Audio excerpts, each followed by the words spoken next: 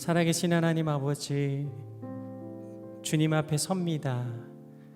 예수 우리에게 말씀하여 주옵시며 주님이 예비하신 하늘의 은혜와 그 주님의 음성 우리 가운데 허락하여 주옵소서. 예수님 이름으로 기도드립니다. 아멘.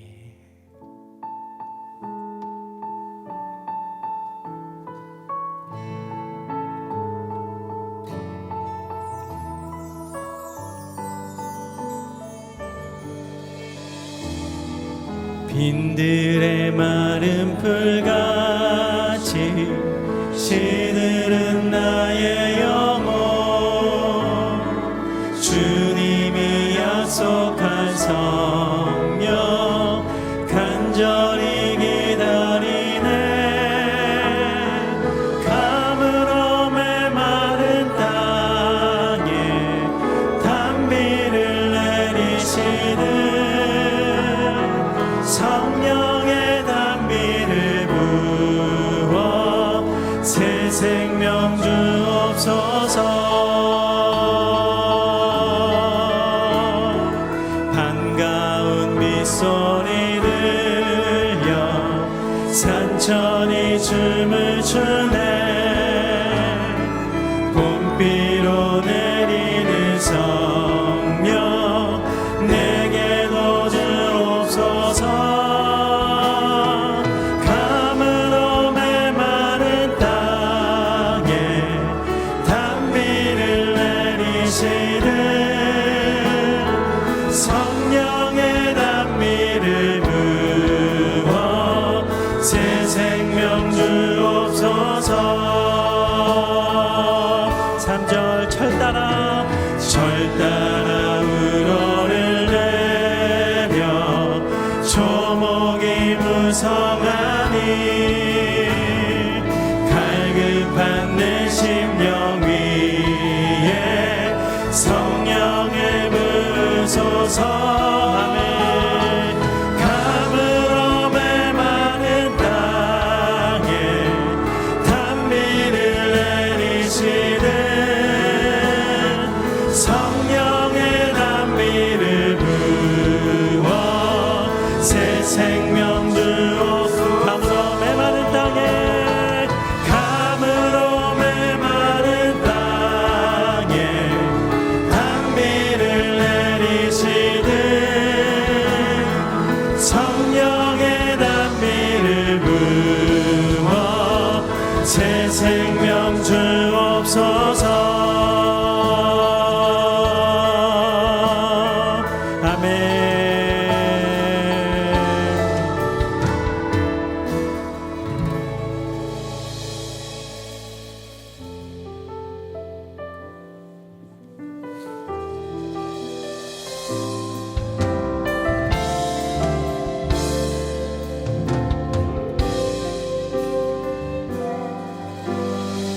예수 나의 좋은 치료자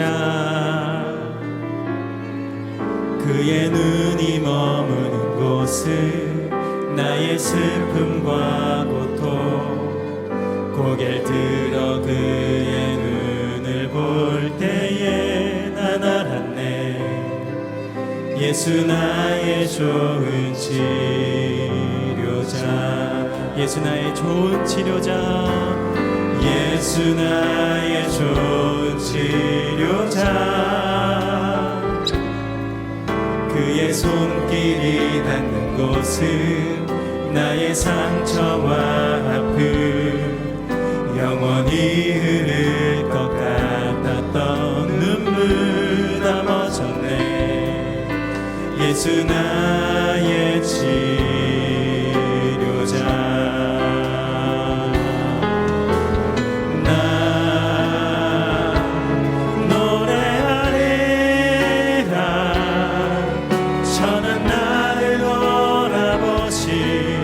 구세주를 찬양해 하늘 닿는 곳까지 내 손 들리라 예수 나의 치료자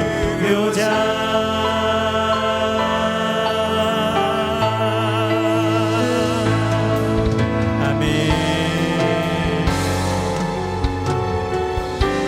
예수 나의 좋은 치료자 예수 나의 좋은 치료자 그의 손길이 닿는 곳은 그의 손길이 닿는 나의 상처와 아픔 나의 상처와 아픔 영원히 흐를 것 같은 눈물 흐를 것 같았던 눈물 다 멎었네 예수 나의 치료자 아멘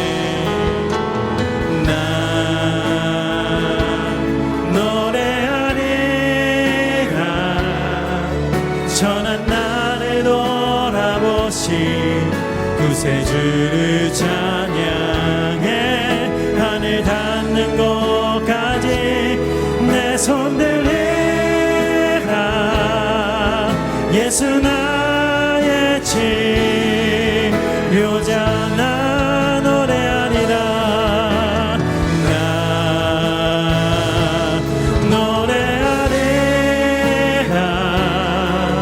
전한 나를 돌아보신 구세주를 찬양해 하늘 닿는 곳까지 내 손 들리라 예수 나의 치료자 아멘 이제 눈 들어 이제 눈 들어 주 보내 그 능력 날 새롭게 해 주님의 사랑 날 만지시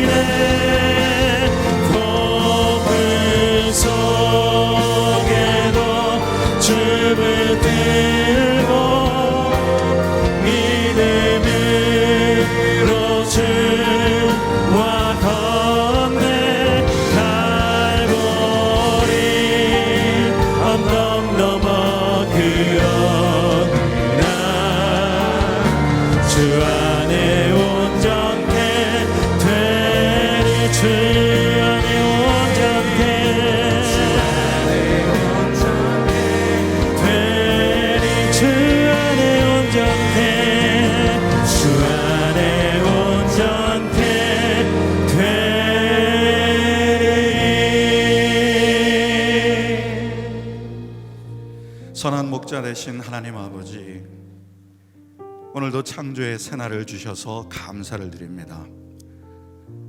우리의 낡고 상한 마음, 죄악된 마음이 다 사라지게 하여 주시고 하늘로부터 임하시는 새 영과 새 마음을 우리에게 부어 주시옵소서. 하나님의 존전 앞에 나아갑니다. 하나님을 뜨겁게 사랑하는 마음으로 주 앞에 나아가오니 이 시간 성령님 우리 가운데 임하여 주옵소서. 각자 예배드리는 처소에 성령의 임재를 충만히 부어 주시옵소서. 말씀 전하시는 최성원 목사님께 성령의 기름을 부으시고 충만케 하시며 주님의 음성을 대언하는 시간이 되게 해달라고 이 시간 성령의 임재를 구하며 합심하여 기도하겠습니다. 오 하나님 아버지, 오늘도 주의 은혜에 감사하며 주님을 높이며 주님께 경배하며 나아가기를 원합니다. 거룩하신 하나님, 영광의 하나님, 존귀하신 하나님, 오늘 이 시간 우리의 메마른 심령 가운데 임하여 주시고 찾아와 주시고 우리의 영혼을 새롭게 하여 주시옵소서. 하나님의 임재 가운데 드리는 거룩한 예배가 되기를 원합니다. 이 아침에 우리의 영혼을 새롭게 하여 주시고 우리의 모든 상황을 새롭게 하여 주시옵소서. 하나님의 얼굴을 구하며 나아갑니다. 거룩하신 하나님, 우리 가운데 임하여 주시옵소서. 주님의 이름으로 합니다. 좋으신 하나님 아버지, 오늘도 우리에게 새 날을 주셔서 감사를 드립니다. 좋으신 하나님, 우리 가운데 임하여 주시옵소서. 오늘도 말씀을 사모하며 기대하며 나아가오니 우리 목사님을 통하여 하나님의 음성을 대언케 하여 주시옵소서. 이 시간 예배하는 우리 모두에게 성령의 충만함을 부어 주시옵시고 우리의 마음이 새로워져서 하나님을 새롭게 보며 주의 음성을 새롭게 듣는 거룩한 시간 되게 하여 주시옵소서. 하나님의 영광을 구합니다. 하나님을 찬양하고 높입니다. 경배하며 예수님의 존귀하신 이름으로 기도드립니다. 아멘. 국난 극복을 위한 세일의 기도회에 참여하신 모든 분들을 환영합니다. 오늘 이 시간에 CGN TV와 유튜브와 또 줌을 통해서 선교지에서 해외에서 각 가정에서 예배드리는 모든 분들에게 하나님의 축복과 응답이 함께 계시기를 바랍니다. 오늘 우리에게 주시는 하나님의 말씀은 에스겔서 36장 24절로 27절 말씀입니다. 제가 봉독해 드리겠습니다. 내가 너희를 여러 나라 가운데에서 인도하여 내고 여러 민족 가운데서 모아 데리고 고국 땅에 들어가서 맑은 물을 너희에게 뿌려서 너희로 정결하게 하되 곧 너희 모든 더러운 것에서와 모든 우상 숭배에서 너희를 정결하게 할 것이며 또 새 영을 너희 속에 두고 새 마음을 너희에게 주되 너희 육신에서 굳은 마음을 제거하고 부드러운 마음을 줄 것이며 또 내 영을 너희 속에 두어 너희로 내 율례를 행하게 하리니 너희가 내 규례를 지켜 행할지라. 아멘. 장현수 선교사님의 간증 영상 이후에 절망의 한복판에서 어떻게 예배하는가라는 제목으로 지구촌 교회를 담임하시는 최성은 목사님께서 말씀 전해 주시겠습니다.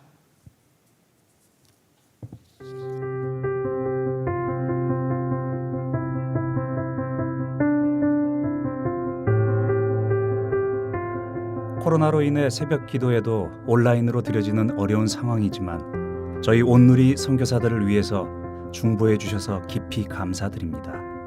불안한 미래 앞에서 하나님의 뜻을 구하고 계신 모든 성도님들의 마음속에 작은 위로가 될 수 있기를 소망합니다. 늦은 나이에 만나서 결혼한 저희 부부는 3년 동안 하나님께 간절히 기도했습니다. 주님, 저희가 무엇을 하며 살아야 합니까? 저희를 향한 주님의 계획은 무엇입니까? 아내와 함께 기도하던 4년째 해에 주님께서는 저의 어린 시절 전도사님의 말씀을 생각나게 하셨습니다. 이 세상에는 자신의 언어로 된 성경을 갖지 못한 민족들이 있습니다. 누군가는 그들의 언어로 된 성경을 번역해야 합니다. 여러분 중에 갈 사람이 있습니까? 그 말씀을 들은 저의 가슴은 두근거렸습니다. 왠지 그곳에 가야 할 것 같아서 혼자 수줍게 손을 든 저를 위해 전도사님은 간절히 기도해 주셨습니다. 저는 그 소원을 잊은 채 25년을 보냈고 이제 결혼과 함께 앞으로의 진로를 놓고 기도하는 저에게 주님은 그 소원을 생각나게 하셨습니다. 아내에게 이런 제 마음을 나누었을 때 놀랍게도 아내는 저의 생각을 기쁘게 받아주었습니다. 그러나 소수민족의 성경을 번역하는 자리까지 가기 위해서는 많은 난관을 넘어야 했습니다. 파송해줄 교회를 찾지 못해 마음 아파했던 시간도 있었고 생활비가 부족해서 하루에도 몇 번씩 통장의 잔액을 확인해야 했던 시간도 있었습니다. 신학교에 입학하게 되는 기쁨과 동시에 아내의 몸에서 암을 발견했던 아픔도 있었습니다. 당시에는 감당할 수 없는 시험처럼 느꼈지만 저희는 힘든 순간을 이겨내고 마침내 2015년 몽골 땅을 밟게 되었습니다. 주님께서 보내주신 선교지인 몽골에서 첫 4년간은 언어학 교수로 제자 훈련을 했습니다. 그러던 어느 날 아내가 들려준 어느 목사님의 사명이라는 짧은 설교를 듣고서 저는 크게 울부짖었습니다. 주님, 저희는 성경을 번역하고 싶습니다. 성경 말씀이 필요한 소수민족을 보여주세요. 얼마 후 저희는 온누리교회가 25년 전 입양한 브리아트 민족에게 그들의 언어로 된 성경이 없다는 것을 알게 되었고 이 민족에 대한 사회 언어 조사를 시작했습니다. 몽골 전역에 흩어져 있는 12개 브리아트족 마을들을 다니느라 몸은 고단했으나 저희가 다녔던 7,500km 거리는 주님의 오랜 소원을 이루는 길이었기에 멀게 느껴지지 않았습니다. 탐방 결과를 토대로 2020년 1월에 드디어 브리아트족 성경 번역을 시작할 수 있었습니다. 코로나19로 몽골 하늘길이 막혔을 때에도 한국에서 몽골 번역팀과 온라인을 통해 서로를 격려하고 중보하며 하나님의 말씀을 함께 한 구절 한 구절 번역해 나갔습니다. 그 결과 올해 10월에 브리아트어 요한복음서를 출간하게 되었습니다. 이제 막 번역된 성경을 브리아트족 마을 사람들과 함께 읽던 날에 감동을 잊을 수가 없습니다. 새 일을 시작하신 주님께서 브리아트 민족에게 그들의 언어로 성경 66권 전체를 주시는 날이 속히 오게 될 것을 믿습니다.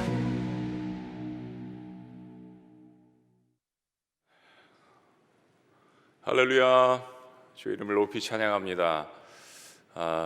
오늘 이렇게 초청해 주셔서 너무 감사드리고요. 이재훈 목사님은 저에게 형제 같은 분이시고요. 또 지구촌 교회는 온누리 교회와 형제 같은 그런 교회입니다. 그래서 더욱더 이 자리가 너무나도 뜻깊고요. 저는 대강절에 아직도 대강절이죠. 이렇게 인사하는 것을 참 좋아합니다. 우리 함께 이렇게 인사하셨으면 좋겠어요. 메리 크리스마스. 우리 주변에 있는 분들에게 메리 크리스마스. 선교사님의 귀한 간증 너무나도 감사를 드립니다.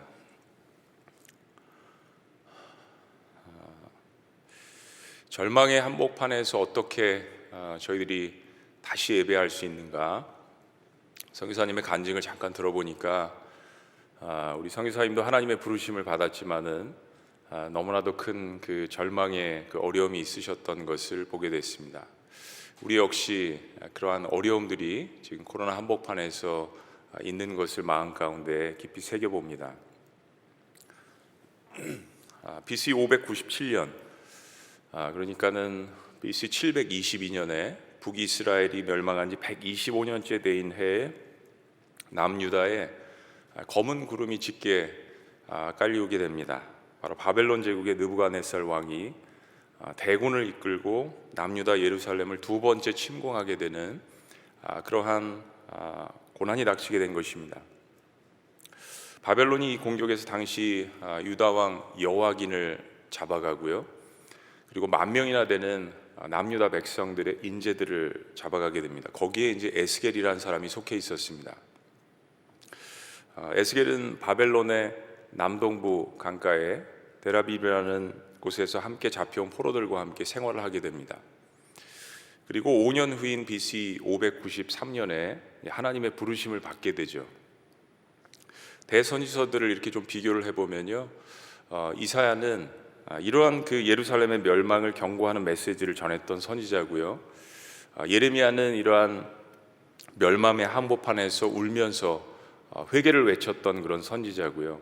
그리고 다니엘은 바벨론의 포로로 함께 잡혀갔지만은 그것에서 고위급 정치인이 됐습니다. 에스겔은 포로로 함께 잡혀가서 같은 신세인 유다 백성들에게 말씀을 증거했던 선지자입니다. 여러분, 이 상을 한번 비교를 해보시면 죄악의 결과로 나라는 바벨론에게 다 황폐해지고 1만 명이 넘는 그러한 인재들이 바벨론의 포로로 잡혀간 상황에서 무슨 소망의 메시지를 에스겔이 증거할 수 있었을까요? 더군다나 사실은 역사적으로 에스겔이 말씀을 증거한 지 7년 후인 BC 586년에 남유다는 완전히 멸망하게 됩니다. 근데 에스겔은 그렇게 아무 소망이 없는 최악의 상황 가운데 있는 이 남유다 이스라엘 백성들에게 심판을 외친과 동시에 놀라운 회복을 예언했던 선지자로 알려집니다. 에스겔서가 총 48장으로 되어 있는데 1장부터 24장까지는 남유다의 멸망에 관해서 이야기를 하고요. 그리고 25장부터 32장까지는 주변의 대적국들에 대한 심판에 관한 이야기입니다. 그리고 33장부터 48장은 이스라엘의 회복에 관한 이야기인데, 특별히 33장부터 39장까지가 삶의 회복에 대한 이야기, 그리고 마지막 40장부터 48장까지는 성전의 회복, 예배의 회복에 대한 이야기입니다. 나라가 멸망한 최악의 상황 가운데서 하나님께서 회복을 이야기하시는데, 그 회복의 중심에 바로 예배가 있다는 것입니다. 그러니까 하나님 나라의 백성들은 내가 속한 나라가 회복되기 이전에 가장 중요한 것이 내가 먼저 하나님 앞에서 예배가 회복되는 것이 중요함을 에스겔이 이야기하고 있는 것이죠. 코로나라는 전염병의 사태, 또 우리는 특별히 올해 국가 민족을 위해서 많이 기도했는데 세일의 기도 역시 마찬가지고요. 사실은 올해가 며칠 남았지만은 6.25 70주년을 기념하는, 또 한반도 주변 상황을 생각할 때 에스겔서는 우리 시대 모든 그리스도인들이 꼭 묵상해야 하는 그런 말씀이라고 생각을 합니다. 자, 그런데 모든 것이 다 망하고 회파되고 소망이 없는 것 같은데, 최악인데 어떻게 다시 예배하라고 하는 것일까요? 오늘 절망 가운데 그발 강가에서 에스겔이 본 이 하나님의 영광을 체험하는 시간이 되시기를 간구합니다. 자, 최악의 상황 가운데서 우리는 어떻게 다시 예배할 수 있을까요? 오늘 본문 말씀 가운데 네 가지를 나누는데, 첫 번째는 전적인 하나님의 인도하심을 받으라는 것입니다. 전적인 하나님의 인도하심을 받아라. 24절 말씀, 우리 가정에서도 영상을 시청하시는 모든 분들 다 같이 함께 읽겠습니다. 다 같이 시작. 내가 너희를 여러 나라 가운데 인도하여 내고 여러 민족 가운데 모아 데리고 고국 땅에 들어가서. 그러니까 하나님께서 나라가 멸망하는 최악의 상황을 맞이한 에스겔에게 전쟁으로 지금 흩어져 있는 이스라엘 백성들을 모든 나라로부터 다시 찾아내시고 다시 모으시고 그들을 고향인, 옛날 성경은 고토라고 되어 있죠, 예루살렘으로 돌아오게 하시겠다라고 하나님께서 스스로 선언하시는 것입니다. 역사적으로 이스라엘 백성들은 바벨론의 포로 생활을 마치고 70년 만에 다시 돌아오게 됩니다. 이게 무엇을 이야기하냐면 때와 장소와 시간, 방법, 이런 것들은 하나님께서 택하신다는 이야기죠. 오늘 이 말씀을 기억했으면 좋겠습니다. 오늘 말씀의 모든 주어는 하나님이십니다. 하나님이 하신다는 이야기입니다. 회복은, 우리가 회복과 치료를 참 많이 원하지만 회복은 내가 스스로 할 수 있는 것이 아니라는 사실, 하나님께서 하신다는 이 사실이 우리에게는 너무나도 중요한 교훈입니다.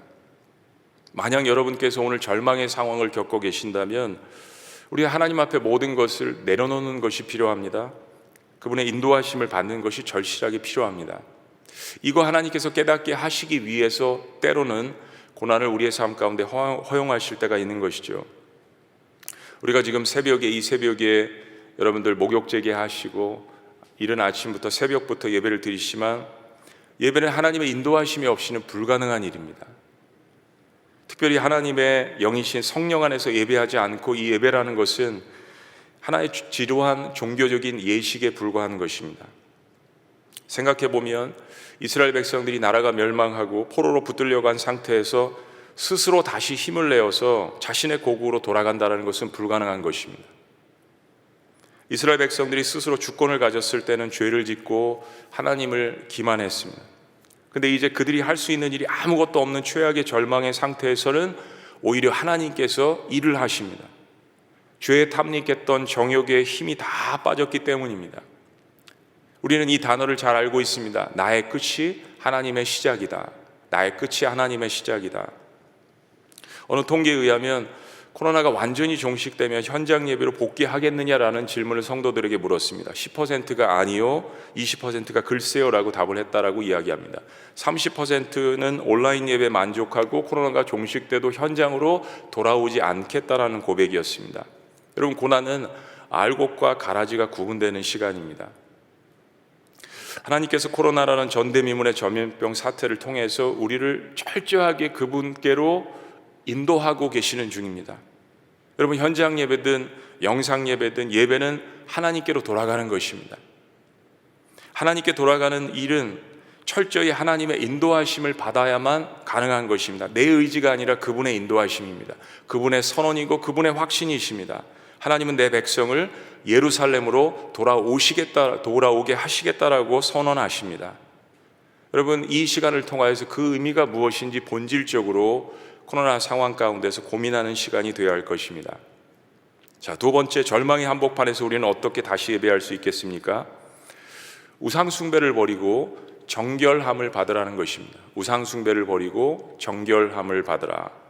북이스라엘과 남유다 왕국의 가장 직접적인 멸망의 원인은 사실은 우상 숭배였습니다. 여러분, 우상 숭배는 우선순위의 문제입니다. 하나님보다 더 위에 두는 모든 것들은 우상이 될 가능성이 100%입니다. 하나님을 창조주와 구원자로 믿는 신앙이라는 것, 예수님을 내 인생의 주인으로 모신다는 이런 고백들, 그러니까 내 인생의 가장 최고는 하나님이시다라는 이 고백, 이것이 예배의 본질입니다. 그러니까 예배를 쉽게 정의한다면 예배는 최고의 하나님께 최고의 것으로 영광 돌려드리는 모든 내 삶의 전 인격적인 행위를 이야기하는 것입니다. 이스라엘의 문제는 하나님을 예배하지 않는 것이 아니었습니다. 여러분, 이스라엘 역사 가운데서 단 한 번도 제사가 없었던 적, 제사장이 없었던 적이 없습니다. 이스라엘의 문제는 동시에 우상 숭배를 했다는 것입니다. 그리고 단순한 우상 숭배가 아니라 우선순위에 있어서 하나님보다 그들이 섬겼던 이방신들을 그 우선순위 위에 두었다는 것입니다. 그런데 놀랍게도 오늘 본문에 하나님께서 이런 영적 간음과 우상 숭배의 죄에 대해서 맑은 물로 씻어주신다라고 선언하시고 약속을 하십니다. 25절 말씀 우리 다 같이 함께 읽겠습니다. 25절 시작. 맑은 물을 너희에게 뿌려서 너희로 정결하게 하되 곧 너희 모든 더러운 것에서와 모든 우상 숭배에서 너희를 정결하게 할 것이며. 성경에서 맑은 물은 주로 성령의 역사를 이야기하는 것이죠. 어떤 아이가 밖에 나가서 막 놀다가 진흙탕에 빠졌습니다. 그래서 온몸이 다 흙투성이가 돼서 돌아왔어요. 여러분, 정상적인 부모라면 어떻게 할까요? 어쩔 줄 몰라 하는 이 아이를 맑은 물로 씻어줄 것입니다. 하나님은 그렇게 우상 숭배로 더러워진 이스라엘 백성들의 마음을 성령을 통하여서 정결하게 씻어주신다라고 하나님 스스로 선언하십니다. 부모의 마음입니다. 죄로 말미암아서 더러워진, 그리고 그것으로 말미암아서 심판을 받은, 수치스러워서 어쩔 줄 모르는 이스라엘 백성들에게 하나님께서 선언하십니다. 내가 하겠다, 내가 너희를 깨끗하게 하겠다라고 말씀하십니다. 에스겔서 47장에 보면 에스겔이 환상 가운데서 거룩한 하나님의 전으로부터 흘러나오는 생명수의 강을 바라보게 됩니다. 47장 9절은 이렇게 이야기합니다. 이 강물이 이르는 곳마다 번성하는 모든 생물이 살고 또 고기가 심이 많으리니 이 물이 흘러 들어감으로 바닷물이 되살아나겠고 이 강이 이르는 각처에 모든 것이 살 것이며. 이 강물은 모든 것을 씻어주시고 깨끗게 하시고 새롭게 하시는 성령의 역사를 이야기합니다. 사랑하는 여러분, 코로나 사태는 그동안 우리가 너무 빨리 달려서 과속하며 달려온 우리의 모든 삶을 멈추게 합니다. 우리의 죄와 허물을 들여다보게 하는 깊은 은혜가 우리 안에 나타납니다. 과속하고요, 과욕하고 과잉하고 과음하고 과식하고 과밀하고 과적한, 그러니까 우리의 삶을 지나치게 지배해온 모든 탐욕과 거품들을 제거하시는 시간입니다. 코로나 사태 때문에 우리의 마음 가운데 아픈 일들도 일어나는 것이 사실이지만, 그러나 그 모든 현상 이면에 하나님께서 우리를 다 라인업 세우게 하셔서 우리가 그동안 탐욕스러웠던 모든 것들을 멈추게 하시고 주님을 바라보게 하시는 그런 시간입니다. 하나님께서 하나님의 뜻을 가지고 그분의 주권적인 은혜 가운데서 우리를 멈추게 하셨다면 우리는 무엇을 바라보아야 할까요? 우리는 정말 잠잠히 서서 주의 성령께서 맑은 물로 우리를 정결케 하시는, 우리를 깨끗게 하시는 그러한 역사를 경험할 수 있도록 나를 내어드리는 그 작업이 필요한 시간입니다. 여러분 삶 가운데 죽었던 모든 것들이 다시 살아나는 역사를 경험하시기를 주의 이름으로 축복합니다. 세 번째, 절망 가운데서 우리는 어떻게 예배할 수 있을까요? 세 번째는 새 영을 통해서 마음을 새롭게 하라는 것입니다. 새 영을 통해서 마음을 새롭게 하라. 28절은 이렇게 이야기합니다. 또 새 영을 너희 속에 두고 새 마음을 너희에게 주되 너희 육신에서 굳은 마음을 제거하고 부드러운 마음을 줄 것이며, 하나님을 예배하는 것에서 떠나서 우상 숭배하는 마음은 실은 감각이 없는 죽음의 상태입니다. 에베소서는 하나님을 떠난 이방인들의 상태를 이렇게 이야기합니다. 그들의 총명이 어두워지고 그들 가운데 있는 무지함과 그들의 마음이 굳어짐으로 말미암아 하나님의 생명에서 떠나 있도다. 무엇에서 떠나 있다고요? 생명에서 떠나 있도다. 그들이 감각 없는 자가 되어 자신을 방탕에 방임하여 모든 더러운 것을 욕심으로 행하되, 하나님을 떠난 상태, 우상 숭배하는 상태는 사망의 상태입니다. 영적인 사형 선고를 받은 상태입니다. 마음이 딱딱하고 굳어질 대로 굳어진 상태입니다. 행위는 있으나, 제사도 있으나, 제사장도 있으나, 드림도 있으나, 그러나 영적으로는 마음이 딱딱한 상태, 감동이 없는 상태, 변화가 되지 않는 상태, 하나님 앞에 감사하지 않는 상태, 생명에서 떠난 사망의 상태입니다. 한마디로 마른 뼈의 모습이죠. 이스라엘 백성들이 심판받은 그런 모습입니다. 사실은 다음에 이어지는 에스겔서 37장에 관해서 우리는 너무나도 잘 알고 있습니다. 하나님은 에스겔에게 한 골짜기의 마른 뼈로 가득 찬 모습을 보게 하십니다. 뼈는 완전한 죽음의 상태를 뜻하는 것입니다. 모든 살 소망이 끊어진 상태를 이야기하는 것입니다. 더 이상 희망이 없는 상태를 이야기하는 것입니다. 하나님께서는 에스겔을 일부러 환상 가운데 그 모든 소망이 없는 마른 뼈들에게 인도를 하십니다. 그런데 하나님께서 사방에서 생기를 불러 모으십니다. 여기서 생기로 번역된 르하라는 이 단어, 호흡을 뜻합니다. 영을 뜻합니다. 바람을 뜻하는 단어입니다. 그런데 특별히 여기서 이 르하의 뜻은 하나님의 성령, 그 거룩하신 하나님의 영이신 성령을 뜻하는 단어입니다. 하나님께서는 이 마른 뼈들에게, 살 소망이 없는 뼈들에게 이 성령의 생기를 불어넣어 주셔서 다시 살아나게 하십니다. 그것이 리바이벌, 부흥이란 뜻이죠. 그들로 하여금 하나님의 군대로 만드십니다. 우리는 아무것도 할 수 없다라고 생각하고 포기하고, 그래서 우리 자신을 하나님 앞에 내어드릴 때 하나님께서는 그러한 죽은 뼈들을 통하여서도 하나님의 군대로 만드신다라는 놀라운 회복의 이야기죠. 성령을 이야기하신 다음에 37장에서 하나님께서는 이 마른 뼈들을 보여주십니다. 하나님은 죽은 뼈들을 통하여서도 역사하신다라고 이 이야기를 절망의 한복판에 있는 에스겔에게, 이스라엘 백성들에게 선언하시는 것이죠.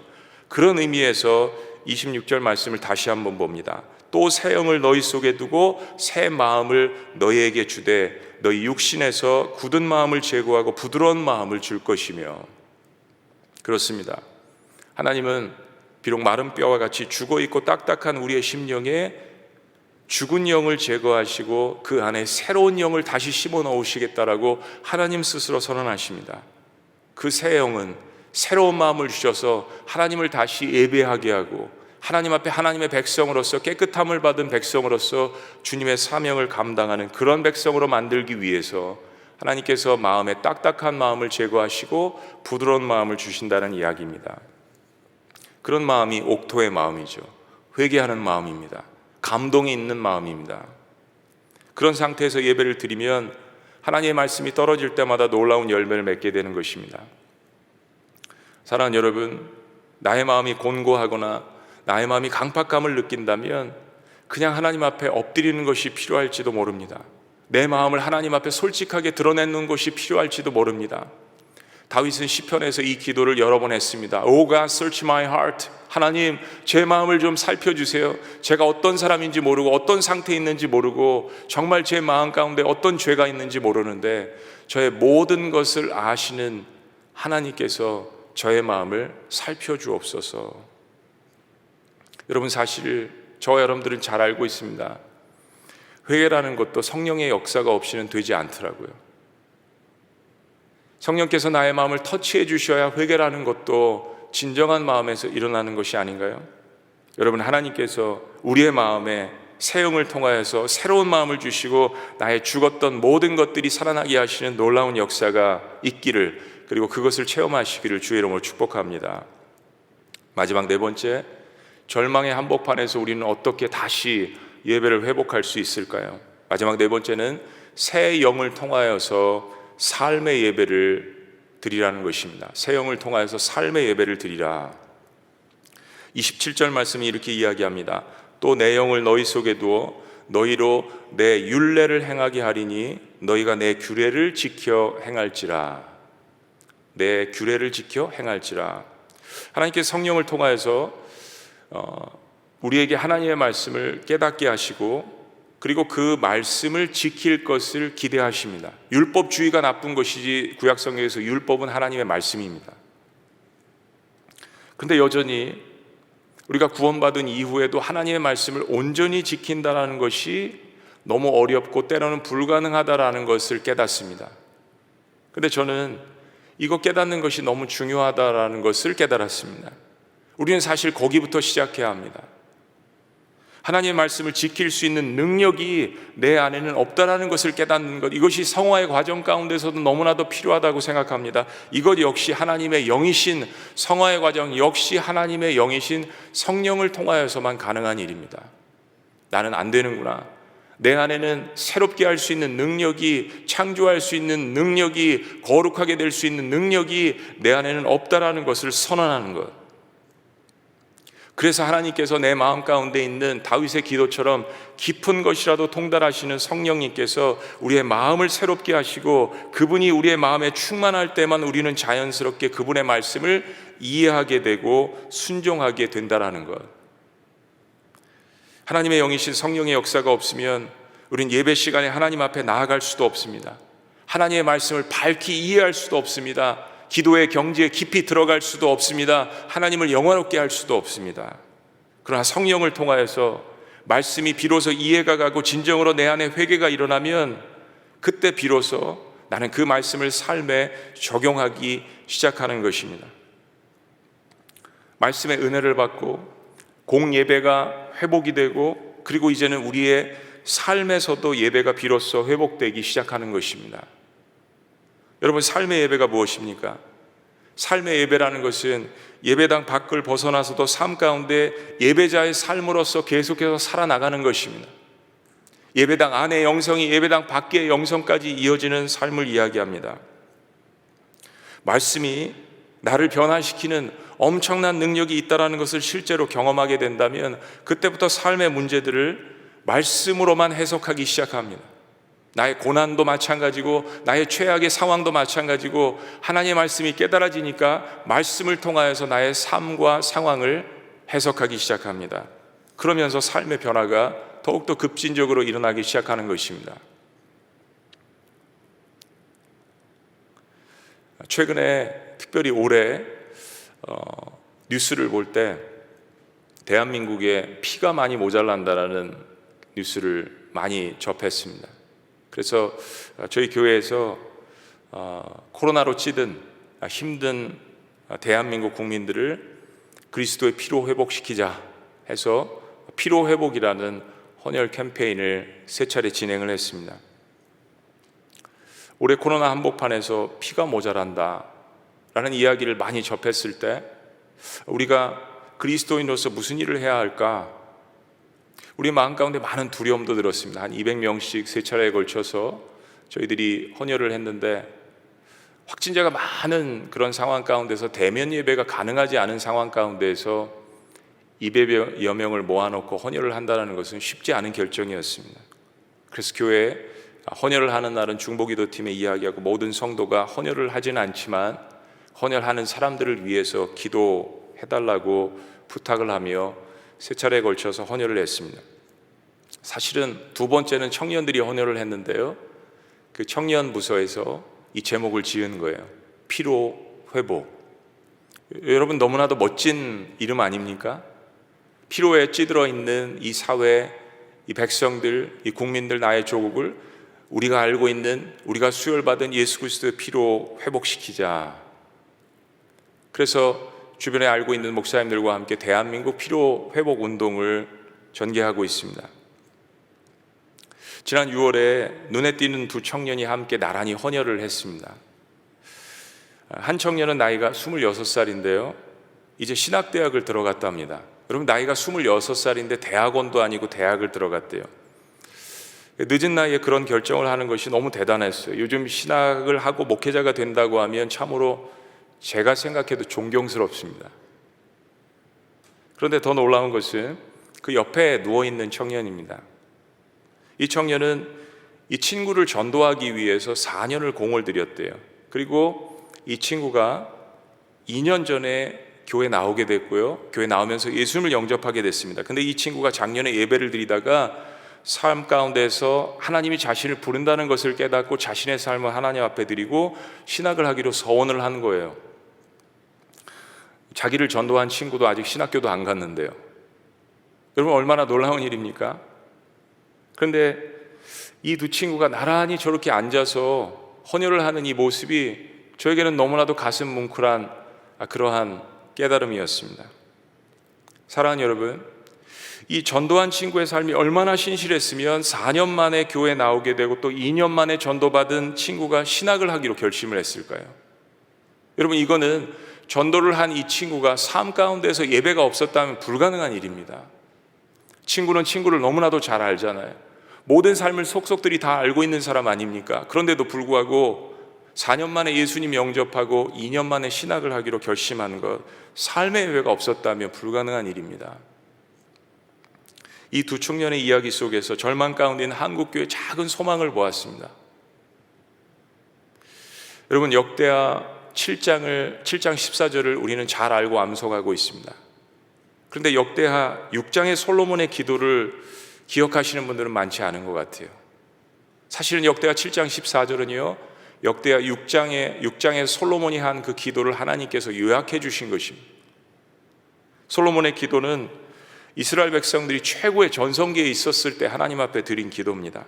그런데 이 장문의 기도 가운데, 솔로몬의 기도 가운데 마지막 구절이 저의 마음을 감동케 합니다. 36절, 39절에 나타나 있는 이 내용들이 뭐냐면 이런 내용입니다. 하나님, 만약에 우리가 하나님 앞에 범죄하고 우상 숭배를 하고 그래서 우리가 망하고 전쟁의 포로로 잡혀갔을 때 우리가 하나님 앞에 죄를 깨닫고 죄를 회개하면 그때 하나님께서 우리를 다시 용서해 주실 거예요? 그때 하나님께서 우리를 다시 회복시켜 주실 것입니까? 라는 기도를 솔로몬이 합니다. 에스겔서는 이 솔로몬의 기도가 현실된 상황입니다.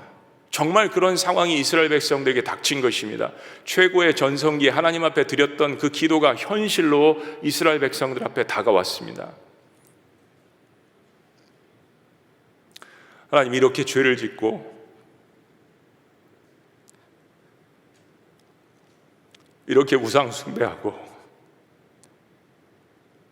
우리가 이렇게 하나님을 떠나서 그 죄의 결과로 우리가 이렇게 포로로 잡혀갔을 때 하나님, 우리가 다시 하나님 앞에 죄를 회개하면 다시 용서하시고 우리를 하나님의 백성으로 다시 받아주실 거예요? 라는 기도. 좋은 시절이 지나가고 죄와 불순종으로 패역한 백성들, 이제 혼돈의 시대로 들어갔습니다.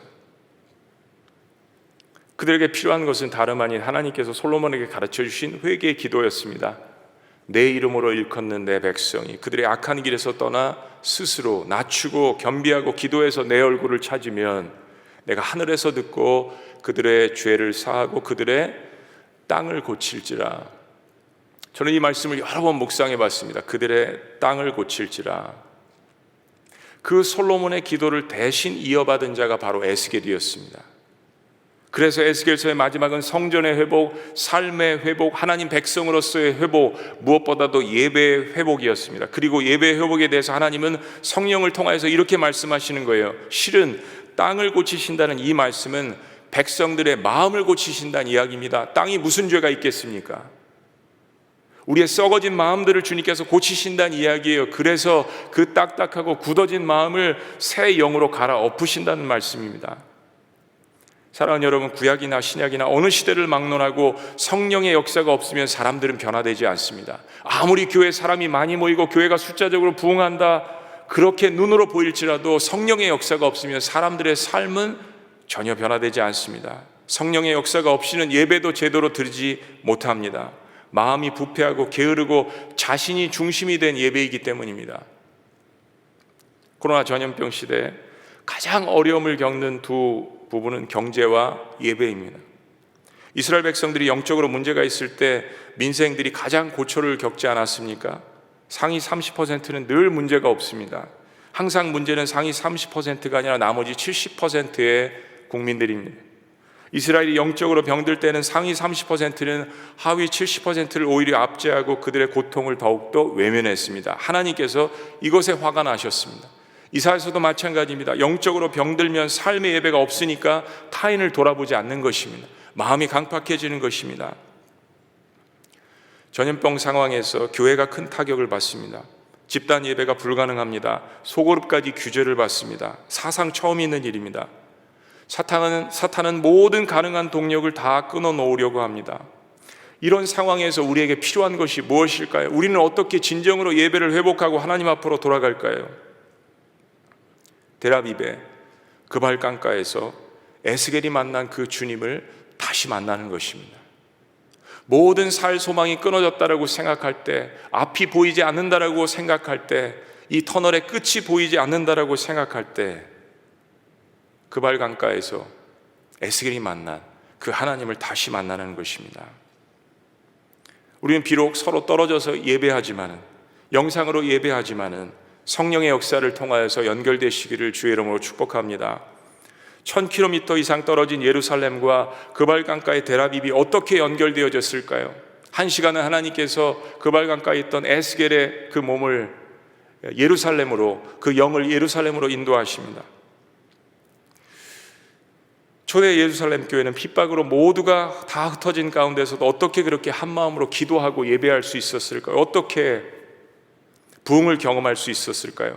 인터넷이 없고 줌 예배도 없고 핸드폰이 없는 시절에 어떻게 폭발적인 성령의 역사를 경험할 수 있었을까요? 핍박이 닥쳐서 모든 성도들이 다 흩어진 상황에서 어떻게 그들은 한 마음으로 연결되어질 수 있었을까요? 어떻게 그들은 다시 오는 하나님의 나라를 바라볼 수 있었을까요? 성령의 역사가 없이는 불가능한 일이었습니다. 우리는 절망의 한복판에 있다라고 생각하지만 문명의 이 길을 갖고 있습니다. 그래도 예배할 수 있고 그래도 영상으로 연결되어 있습니다. 그러나 이 모든 것들이 가능하다고 할지라도 성령의 역사가 없이는 우리 하나님 앞에 예배 드림이 아닐 수 있습니다. 나라가 망하고 인재들이 포로로 잡혀간 상황에서 하나님께서 이스라엘 백성들의 성령을 통하여서 예배를 회복하라고 이야기하십니다.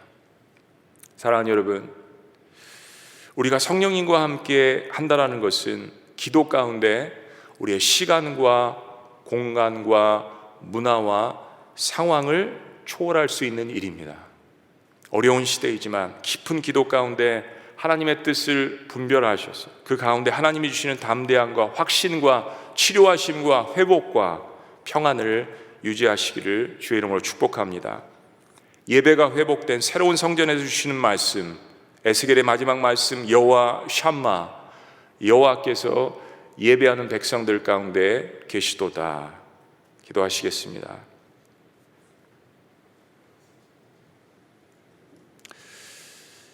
그렇습니다. 하나님께서는 어떤 상황이든지 주의 백성들이 예배하는 곳에 계십니다.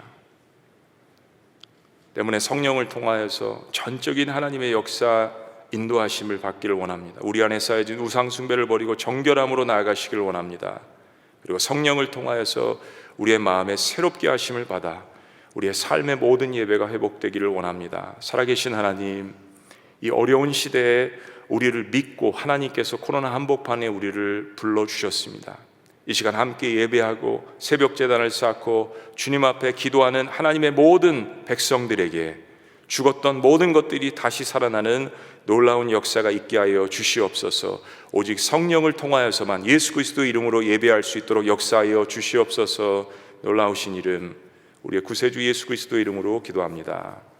아멘.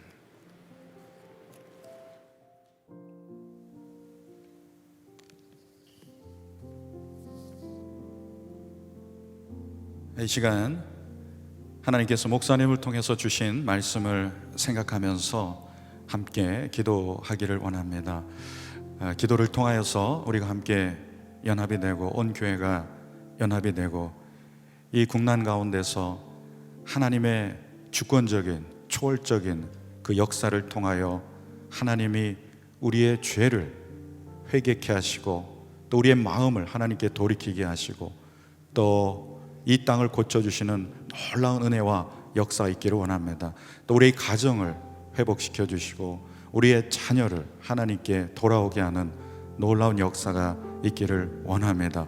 또 우리 모든 교회들이 자기 중심성을 버리고 하나님께로 돌아오게 하여 주옵소서. 모든 성도들이 오직 하나님만 높이며 하나님 중심으로 살아가는 삶의 예배로 드려지게 하옵소서. 주신 말씀을 생각하며 합심하여 기도하겠습니다. 하나님 아버지, 오늘 이 시간에 하나님께서 목사님을 통해서 주신 말씀을 아버지 묵상하며 나아갑니다. 하나님 아버지, 우리의 모든 죄악을 아버지 앞에 토로하며 회개하며 나아가는 시간이 되기를 원합니다. 하나님을 찾고 구하지만 우선순위가 하나님이 아니고 내가 되는 삶을 바라보게 됩니다. 하나님, 나를 높이고 나를 드러내고 나를 추구하는 삶에 소망이 없음을 알게 하여 주시옵소서. 오직 하나님을 구하고 먼저 그 나라와 의를 구하는 삶 가운데 성령의 역사하심을 알게 하여 주시옵소서. 하나님, 성령의 역사하심이 없으면 하나님께로 나아가는 것도 불가능함을 고백하고 인정하게 하여 주옵소서. 하나님 아버지, 인도하심을 따라 하나님께로 한 걸음 한 걸음 더 가까이 나가기를 원합니다. 나라가 망하고 절망과 포로 상황 가운데서 하나님께서 역사하실 때, 하나님께서 예루살렘으로 고국 땅으로 인도하실 때만 그들이 온전한 회복과 영광을 맛보았던 것처럼 오늘 우리가 자복하며 하나님의 인도하심을 구할 때 하나님의 역사하심을 통하여 우리가 회복되는 놀라운 은혜가 있는 줄로 믿습니다. 하나님 아버지, 우리 삶 가운데 온전한 회복 있게 하여 주옵소서. 성령님을 통하여서 우리의 모든 전 영역 가운데 온전한 회복 있게 하여 주시옵소서. 가정의 회복 있게 하여 주시옵소서. 어린 자녀들이, 우리 장성한 자녀들이 여호와 하나님을 경외하고 섬기는 자녀들이 되게 하여 주시옵소서. 하나님, 가정의 불화가 떠나가게 하여 주시고 화목함과 사랑함이 넘치는 가정으로 새롭게 하여 주시옵소서. 모든 가족이 하나님 앞에 나와 자복하며 회개하며 주님을 높이는 가정의 예배가 날마다 드려지는 거룩한 가정 되게 하여 주시옵소서. 하나님 아버지, 우리 모든 교회가 하나님을 전심으로 예배하게 하여 주시옵소서. 비록 우리의 상황은 절망일지라도, 우리의 마음에 소망이 없을지라도 하나님을 찾으며 바라며 하나님을 높이는 교회가 되기를 원합니다. 우리의 멀리 떨어져 있고 비대면의 상황에 있지만 하나님, 우리가 하나님을 찾고 구하고 예배할 때 우리는 연합되고 서로 연결되는 줄로 믿습니다. 성령 안에서 우리가 하나 되게 하여 주시옵시고 성령 안에서 영과 진리로 드리는 예배를 하나님 앞에 온전히 드리며 나아가게 하여 주시옵소서. 성령님, 우리 모든 성도님들을 깨워주시고 아버지 하나님 앞에 죄를 자복하고 회개하며 하나님께 온전한 예배를 드리도록 아버지 역사하여 주시옵소서. 그래서 교회가 새로워지고 정화되는 시간이 되게 하여 주시옵시고 그리스도 중심으로 삶으로 드리는 예배가 회복되는 온전한 시간이 될 수 있도록 은혜를 부어주시기를 원합니다. 하나님, 붙잡아 주시옵소서. 주님, 성령을 부어 주시옵소서. 생기가 사방으로부터 불어와서 가정을 살리고 교회를 살리고 나라를 살리는 거룩한 성령의 역사가 우리 가운데 부어주시기를 기도합니다. 하나님 붙잡아 주시옵소서. 하나님 인도하여 주시옵소서. 하나님 우리를 새롭게 하여 주시옵소서. 주여 은혜를 부어주시기를 원합니다. 하나님 아버지, 우리 가운데 우리의 심령에 낡고 묵은 찌꺼기 같은 모든 마음들이 다 사라지게 하여 주시옵소서. 우리의 심령이 다 기경되게 하여 주시옵소서. 아버지 하나님, 전심으로 주님을 구하며 나아갈 때 우리의 모든 죄악된 마음들이 주님 앞에서 정결함을 받게 하여 주시옵소서. 성령님, 강수처럼 우리에게 임하여 주셔서 우리의 모든 죄악을 씻어 주시옵소서. 생각들을 고쳐 주시옵소서. 우리의 마음의 높아짐을 회개케 하여 주시옵소서. 하나님, 우리의 모든 죄성, 자기를 추구하고 자기를 높이려는 모든 자기중심적인 생각들이 다 떠나가게 하여 주시옵시고, 우리 아버지 하나님, 하나님의 말씀 안에서 새롭게 빚어지는 우리의 인생이 되도록 역사하여 주시옵소서. 하나님 붙잡아 주시기를 원합니다. 하나님 새롭게 하여 주시옵소서. 우리의 가정과 우리 교회를 새롭게 하여 주시옵소서. 아버지 붙잡아 주시옵소서. 우리의 심령을 새롭게 하여 주시옵소서. 삶의 열매가 있는 성령의 사람, 거룩한 사람 되게 하여 주시옵소서. 하나님, 우리의 삶을 통하여서 이 어려운 시기 가운데 우리를 통하여 절망에 있는 사람들이 소망을 보게 하여 주시옵소서. 삶의 황폐함 속에 있는 사람들이 주님의 사랑을 발견하게 하여 주옵소서. 어둠의 빛을 부어주시는 하나님, 우리를 통하여서 거룩한 빛을 세상 가운데 드러내 주시옵소서. 하나님 아버지, 이 시간이 오히려 주님을 증거하고 드러내는 아버지 놀라운 시간이 되도록 역사하여 주시옵소서. 상황은 어렵지만 하나님의 은혜를 사모하며 주께 우리의 영혼이 회복되어 전화위복의 시간이 될 수 있도록 은혜를 내려 주시옵소서. 주님 붙잡아 주시기를 원합니다. 오늘 이 시간 합심하여 기도할 때에 나라와 민족을 위해서 기도하기를 원합니다. 창조의 질서를 거스르는 모든 이 어둠의 역사들이 예수 이름으로 끊어지게 하여 주시옵소서. 절망 가운데 있는 모든 백성들이 하나님을 보게 하시고 하나님의 살아계심을 인정하며 하나님께 돌아오게 하는 그런 놀라운 시간이 되게 하여 주옵소서. 이 나라 가운데 진리 위에 새롭게 세워지는 나라 민족이 되게 하여 주시옵소서. 에스골골짜기의 마른 뼈 같은 이 나라, 이 민족의 모든 상황들이 주의 성령을 부어주심을 통하여 생기가 사방으로부터 불어옴을 통하여 마른 뼈가 군대가 된 것처럼 다시 살게 하여 주시옵소서. 다시 살게 하는 방법은 하나님의 인도하심 밖에는 없는 줄로 믿습니다. 우리의 모든 더러움을 회개하고 정결함 받는 그러한 아버지 길밖에 없는 줄로 믿습니다. 우리 가운데 새 마음과 새 영을 부어 주시옵소서. 우리의 삶이 회복되게 하시고 우리의 삶이 정직하고 윤리적으로 도덕적으로 회복되는 은혜의 역사가 있게 하여 주시옵소서. 나라 민족을 위하여 주여 한번 외치고 통성으로 기도하겠습니다.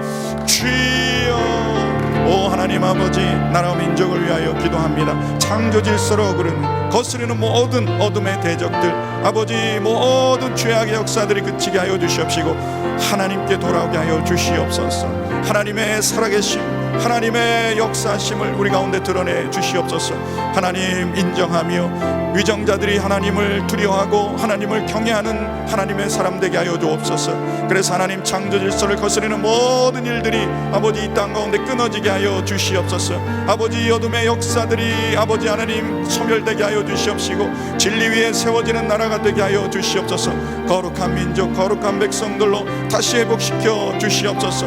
하나님 아버지 분열의 역사가 아니라 화합과 아버지 통합의 역사로 나아갈 수 있도록 인도하여 주시옵소서. 하나님 성령의 능력과 역사를 통하여서 생기가 우리 가운데 다시 불어와 아버지 마른 뼈가 살아 역사는 군대가 될 수 있도록 우리를 새롭게 하여 주시옵소서. 이 민족의 암울한 상황들을 보지 말고 하나님을 바라보게 하여 주시옵소서. 성령의 역사와 성령의 능력을 믿게 하여 주시옵소서. 우리로는 불가능합니다. 하나님 아버지 사람이 할 수 없습니다. 그러나 하나님의 영은 능히 이 모든 일들을 아버지 전화위복으로 삼아주시고 이 모든 일들을 새롭게 바꿔놓으실 줄로 믿습니다. 오직 성령님의 역사원에만을 구하며 나가니 아버지 하나님 우리 가운데 임하여 주시옵소서. 우리의 나라 민족을 새롭게 하여 주시옵소서. 모든 영역 가운데 하나님의 주권을 인정하며 하나님의 다스림 가운데 하나님의 통치를 받으며 나가게 하여 주시옵소서. 하나님 아버지, 바르게 세워지는 나라 민족이 될 수 있도록 인도하여 주시옵소서. 모든 위정자들이 하나님을 두려워하게 하여 주시옵소서. 주님 붙잡아 주시기를 원합니다. 함께하여 주시기를 원합니다. 주님 역사하여 주시옵소서.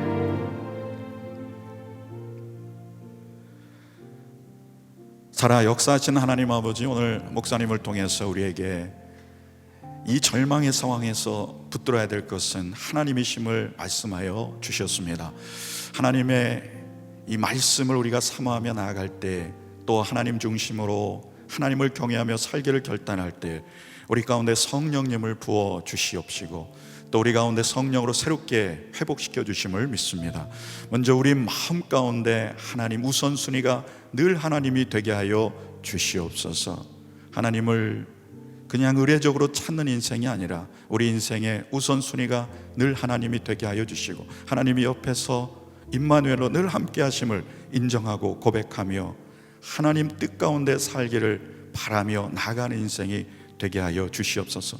입술로 하나님을 얘기하지 말게 하시고 그 마음의 중심에 삶으로 하나님을 드러내 보이는 우리 인생이 되게 하여 주시옵소서. 우리의 악하고 더러운 마음은 너무나 마음속 깊이 숨겨져 있기 때문에 우리도 알지 못하는 가운데 있습니다. 오직 성령의 기름 부으심을 통하여 성령님이 역사하실 때 우리의 내면 안에 있는 악을 보게 하시고 너무나 지독한 자기중심성의 그러한 죄성을 보게 하시는 줄로 믿습니다. 성령님, 오늘 이 시간 역사하여 주셔서 그리스도께서 우리의 마음 가운데 거하심을 통하여 우리의 모든 죄성을 낱낱이 드러내게 하시고 우리의 죄악된 모든 마음들이 물같이 씻어지는 놀라운 역사가 있게 하여 주시옵소서. 그래서 주님만 따라가게 하시고 주님만 바라보는 우리의 삶이 회복되도록 은혜를 부어 주옵소서. 오늘 이 시간 새 마음과 새 영을 우리 가운데 부어 주시옵소서. 성령님, 예배를 사모하며 예배하고자 하는 마음, 참으로 찬양하고 경배하는 그런 열정을 우리 가운데 회복시켜 주시옵소서. 소망을 주님 앞에 드리며 나아갑니다. 아버지, 에스골 골짜기에 마른 뼈가 군대가 되는 환상을 보여주신 것처럼 우리 가운데 하나님을 찾고 구할 때에, 우리의 기도가 연합될 때에 하나님께서 이 땅을 고쳐주시고 생기로 회복되는 놀라운 은혜가 있을 줄로 믿습니다. 성령의 바람이 다시 불어와서 소망 가운데 하나님을 높이며 나아가는 우리 교회와 민족이 되도록 은혜를 부어 주시옵소서. 특별히 가정 가운데 자녀에게 아버지 하나님의 성령을 부어 주시옵소서. 우리 모든 자녀들이 성령의 사람이 되게 하여 주시옵소서. 우리 가정에 성령의 바람이 불어와 가정의 예배가 회복되고 부부관계, 부모, 자녀의 모든 관계가 회복되는 놀라운 은혜를 허락하여 주시옵소서. 여호와 삼마, 하나님을 찾을 때 거기 계시는 하나님, 지금 여기에 우리와 함께 하신 하나님, 그 하나님을 경배하며 예수님의 존귀하신 이름으로 기도드립니다. 아멘. 다 같이 앉은 자리에 다 같이 일어나셔서 하늘의 문을 여서서 찬양드리며 나아가겠습니다.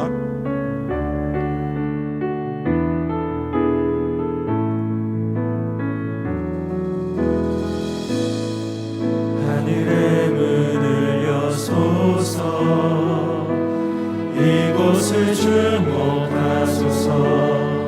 주를 향한 노래가 꺼지지 않으니 하늘을 열고 보소서. 이곳에 임재하소서. 주님을 기다립니다.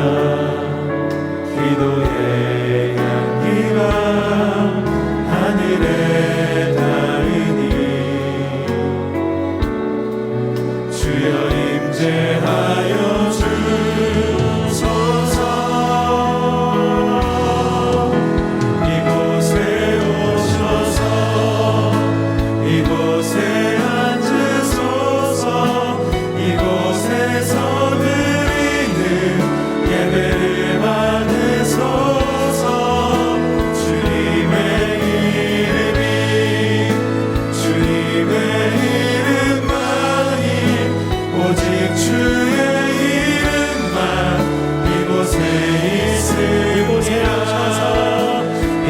이곳에 오셔서 이곳에 앉으소서 이곳에서 드리는 예배를 받으소서 주님의 이름만이 오직 주의 이름만 이곳에 있습니다 오직 주의 이름만 이곳에 있습니다 오직 주의 이름만 이곳에 있습니다.